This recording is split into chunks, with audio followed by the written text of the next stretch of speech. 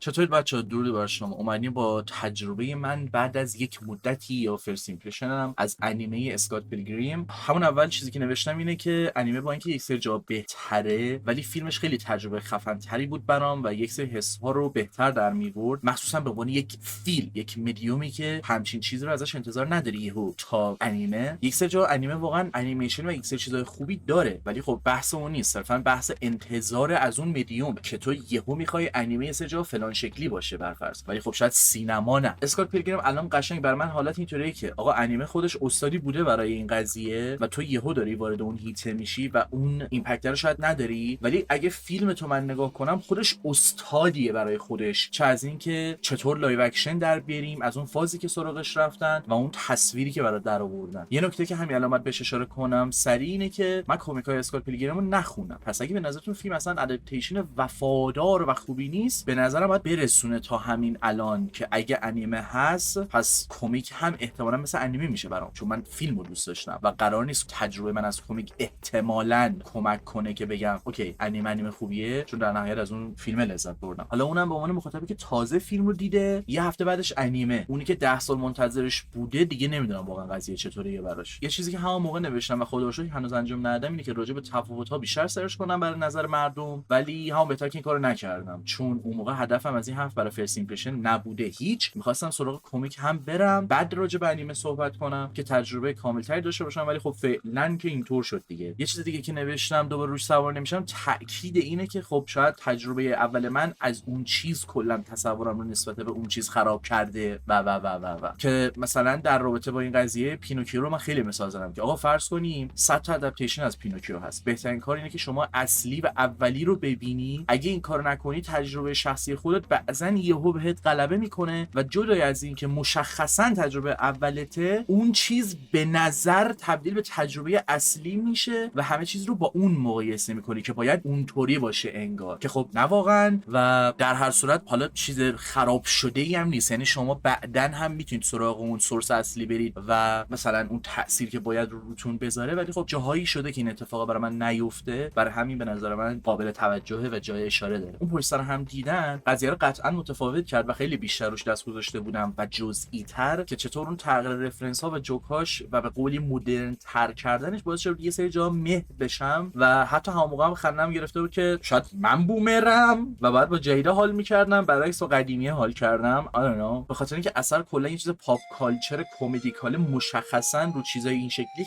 خیلی بیشتر دست گذاشته بودم که آقا کجاها اثر یه چیز ترندیه، نباید ترندی یا پاپ کالچر باشه، فیلم انیمه اصلا باشه چی میشه چی نمیشه، هیومر باشه، پیسینگ باشه و اصلا کجاها اوکیه، کجاها گیر الکی میتونیم بدیم، کجاها اصلا لذت بخش بودنش رو از دست میده. و یه چیزی که حدوداً منو اوکی کرد با این قضیه که الان خلاصه میکنم به این و اینطوری هم که اوکی اگه برفرض گیری هم داشته باشه گیر نمیدم، به خاطر اینکه آقا کاراکتر ما اصلا یه رهگذر دیگه و این مسیری که میره هر از چندگاهی تو بازهای مختلف طی میشه باز هم و خب مشخصا متفاوته، پس اوکیه. میگم جای زدن و دفاع به شکل مختلف کم نداره، ولی به نظرم حداقل اثری که دونسته کاری که میخواد رو داره انجام میده و این باعث میشه که یه تجربه لذت بخش باشه. حداقل نمونه‌های مختلف کم نیستش که اون گذر زمان یا خیلی به ضررشون باشه یا به نفعشون یا همون لحظه اصلا اون واکنش عجیب غریبی رو بگیره. یه سه چیزای ریز نوشتم، نمیدونم بهشون اشاره کنم یا نه. مثلا یه چیزی که اذیتم کرده بود همون موقع و خودم همون موقع از ترند برادر ایو استفاده کرده بودم، بلور بک‌گراندش بود که سر جا واقعا اذیت میکرد چشم. یک سری چیزا به نسبت فیلم بهتر چیده میشن و فضای بیشتری داره اثر و جزئیات ریزی که شاید بیشتر آدم بپسنده و بالاخره دیگه ادگار رانگ دیگه احتمالاً گند زده دیگه. و جالب تا اینجا متن و وایسامو نگاه کردم فقط راجع به اپیزود 1 و 2 نوشته بودم. راه در کل بدم نیومد از انیمه، ولی تجربه اون شکلی خیلی لذت بخش و عجیب غریب و هایپی نبود برام مثل بقیه. میسپرم به خودتون که سراغش برید یا نه و بعد ببینم کجا بعدم میتونم بیشتر راجع بهشون صحبت کنم. چیزای باحال خودشو داشت که من اصلا تو فیلم متوجه نشده بودم و حتی حس میکنم بهشون اشاره هم نشده بود انگار. مثل بعد از اینکه انیمه رو دیدم فیلم انگار مثل یه JRPG بود که از شما انتظار اینو داره که یک درک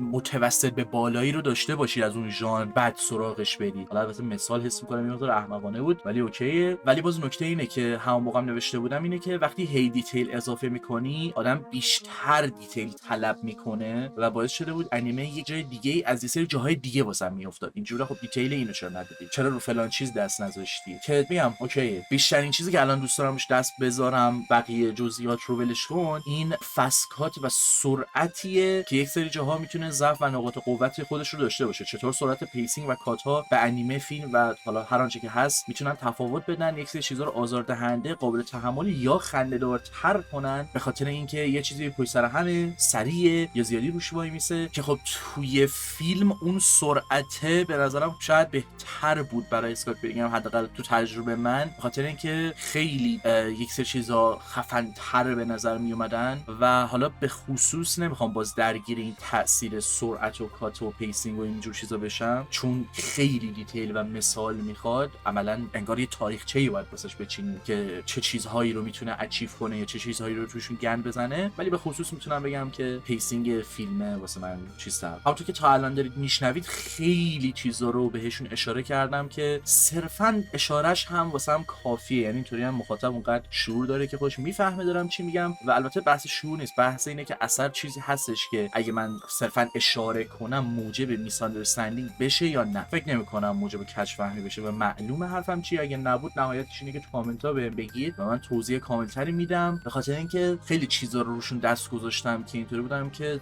چه خبره. مثلا یکی از چیزایی که آخراش بیشتر راجع بهش چیزایی نوشتم که توضیح کامل ندادم حتی همون موقع هم، این قضیه سویچ کردن و حالت بیت تریکتوری که اثر داره و همون چیزی که بیت میکنه تصور، پیشفرض، قول اثر و اجرایی که داره. یعنی مثلا تو اون یکی دو اپیزود اول دقیقاً فکر میکنی مثل فیلمه یا شاید حتی مثل کمیکه و یهو مسیر متفاوتی میره که چطور خوب بوده یا بد بوده در مقایسه با فیلم. خب یه سری چیزا رو میتونم بگم و گفتم هم که خب من فیلم رو بیشتر دوست داشتم، ولی باید سراغ کمیک برم و درگیر یک سری چیزا بشم که فرست ایمپرشن جاش نیست. بیشتر ترجیح میدم از فیلم تعریف کنم که چطوری که از بهترین فیلم‌های کمیک بوکیه، عجب لایو اکشن درستیه و بازم یه سری خطا داره ها که همونم گرفتنش اثر رو بهتر و بهتر میکنه، نه صرفا درست. من ترجیح میدم راجع به فیلم بیشتر صحبت کنم چون خب از انیمه اونقدر خوشم نیومد و حالا سراغ کمیکش هم باید برم. نظر شما راجع به انیمه چی بود؟ شما چقدر لذت بردید یا نبردید؟ فیلمشو دیدید یا نه؟ اگه فیلمشو ندیدید پیشنهاد میکنم برید ببینید. ویدیومون هم سعی میکنم برسونم، چیز دیگه نمیمونه. امیدوارم که از ویدیو لذت برده باشین. این حرفا دمتون گرم و شب و روزگار خوش.